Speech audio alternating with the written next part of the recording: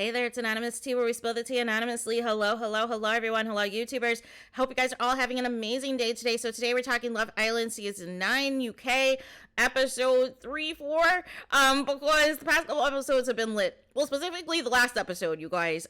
So we have two new bombshells by the name of Zara and David, who took out the main characters of the show for dates, which were Ron and Tanya, and, you know, both seem to hit it off really well. Both seem to have good chat. It looks like Zara is bombshelling. She has all of the people shook in this villa, you guys, and it's just been, you know, amazing, right? It has been absolutely amazing. And so essentially what has happened now is, you know, we're getting into the different games, we're getting into the different couples. And again, you guys, a lot of these women are not interested in their couples, right? So Harris broke things off with Anna May already, right? And Danielle, she is on this jealous thing because she is upset that Kai and Anna May are getting on, but they were like a couple first, right? They were a couple first, and Olivia wanted to swoop in, and then she got her feelings hurt, and then Danielle ultimately was the one that was in the couple with Kai. But now it seems like Danielle's not feeling Kai anymore, right? She feels a certain way. She feels jealous that Anna May is, you know, spending all this time with him. And here's the thing, you guys. I never saw a romantic connection outside of physical attraction between Kai and Danielle. I don't know why I keep wanting calling her Tangela, but Danielle, too much Big Brother. And but I never saw the vibes, right? And even when they're like, you know, in bed and everything else, like, I'm just not seeing the connection. It looks like they barely speak to each other. So I was kind of surprised from the start. Like, this is the perfect example where people just are solely into somebody's looks and there's nothing of substance. You can't stand to talk to them, but you can stand the sight of them, right? So there's that. But it was funny because it's like all these women, they're attracted to Kai, but when we get to see Kai have conversations, they're not really meaningful. They're kind of dry and dull and everything else. And it's just kind of like, okay, he looks good in certain, you know, poses, I guess, or certain angles, but there's nothing of substance. And I think that's what Danielle figured out. And she sees that Ron is the hot commodity, and now all of a sudden she's interested in Ron, right? I see right through that, right? I think what has happened is they figured out the main characters are Tanya and Ron. They figured out the cameras are following them the most out of the villa, and they want to be a part of the story, right? They want to be a part of the story. Now, it'll remain to be seen if Tanya really does like Ron, or if this is strategic on her part to get more camera time, right? We will have to see about that. But what I do know is Lana's not giving anything, right? Lana is giving nothing to Ron at all in this couple. And it was pretty obvious that they were trying to set this up as one of the final couples, but I'm just not seeing it, right? Lana is too insecure. She's giving nothing. Their chats are, And so I hope Fiat 500 is not on like a warpath if Ron, you know, decides to go for Tangela or decides to go for Zara, you guys. I hope Fiat 500, like, really keeps it together, right? And already people are starting the sympathy attack for Shaq.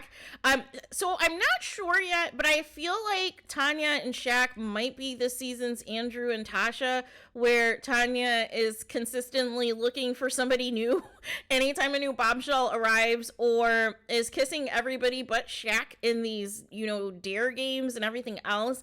I don't know. It's remaining to be seen if she truly, truly, truly likes Shaq and is just trying to hold back, right? Because it was just awkward how, you know, he kept pressuring her to kiss him because she was kissing everybody else so easily, and then ultimately basically just forced her into this kiss when they were cuddling, and she was trying to explain herself and everything else. And I was like, I don't like that. That's an ick, right? And so I feel like now she's not into David, you guys. I think she just has a really good rapport with him. They have really good chat. He just brings up, you know, positive things in her personality. So they just have like a really good time and they laugh and everything else. And it's like they're like the male and female versions of each other, so to speak. So that's why I think they just get on so well. But once she kissed him in the challenge, it was a wrap. it was a wrap, and she was like, thanks but no thanks, right? And so then Shaq, I guess, was in his feelings and being petty, and he got a dare in the game to basically I think kiss somebody on like their favorite body part, or his favorite body part to kiss somebody. So he goes to Lana and kisses basically near her breast, you guys. And it's like, what are you doing? What are you doing? Are you sabotaging yourself? You know, are you sabotaging your connection with Tanya? Because who does that, right? Not Tanya, Tanya. And so basically Kai had a question as far as who he would most likely want to take home to have meet his mom.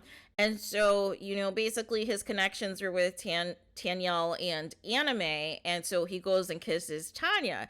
And so everybody's up in arms and they're like, that's a game move. That's a game move. He didn't want to make a decision. But here's the thing, too. There were also other women there, like Olivia, like Zara, like Lana, that he could have kissed, too, right? That he doesn't have that connection that he has with Anime and Tangela. If he really, not Tangela, Tanyel, and wanted to make that a thing, right? But again, this is how many times now that he has kissed Tanya in a challenge, right? And so then Tanya gets basically a, you know, dare to say, hey, kiss the 3 guys that you think are the best kissers, right? So she's already on David, and we already know the Shaq thing is a no, and she's probably on some get back after he's up here kissing another woman's breast practically. So she decides to kiss Ron, who I think might be her BFF in the villa. She kisses him. She, of course, goes to kiss Kai, and then she kisses Tom, you guys. And Tom is making the waves because there might be a love triangle, even though I don't know if it's much of a love triangle because Tom and Olivia are not interested in each other, right? Tom and Olivia are not interested in each other, but Tom apparently had a mind-blowing kiss with Zara, and now he's in his feels, right? Now he is in his feels, and Olivia's also in her feels, right? Because in the game, Zara's question was, who do you think is Two-Face? Kissed on each of their cheeks, and she decided to kiss none other than Olivia, which she's correct about, right? However, Olivia did not take it well. Olivia is pissed, right? And so rumor has it that they allegedly know each other outside of the show. So either Olivia took this personally, or they are playing up this beef / feud for the you know, show or whatever. I don't know.